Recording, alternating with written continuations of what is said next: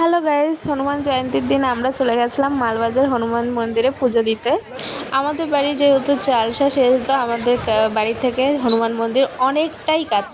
হনুমান জয়ন্তীর দিন বাড়িতে পুজো করে সকাল সকাল চলে এসেছি মন্দিরে। এখন বাজে ওই 9টার মতো।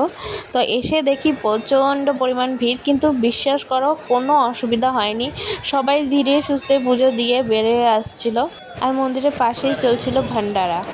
আর মন্দিরটা খুব সুন্দর করে সাজিয়েছিল হনুমান জয়ন্তীর দিন।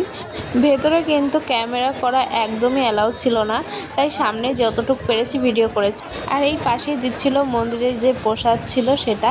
আর চলো এখন ভিতরের দিকে যাওয়া যাক। আমি তবুও বাইরে থেকে এক ঝলক ফটো তুলতে পেরেছিলাম। তাই দেখো কতটা সুন্দর করে ভেতরটা সাজিয়েছিল। আমাদের পুজো দেওয়া কমপ্লিট, ভিতরে তো আর ভিডিও করতে দেয়নি। তো এখন আমরা চলে যাব বাড়ি। তো তোমরা কে কে মালবাজার মন্দির ঘোরোনি সে তারা সব অবশ্যই চলে এসো। আর যারা যারা এসেছো তারা তো জানো এই মন্দিরটা কতটা সুন্দর। টাটা।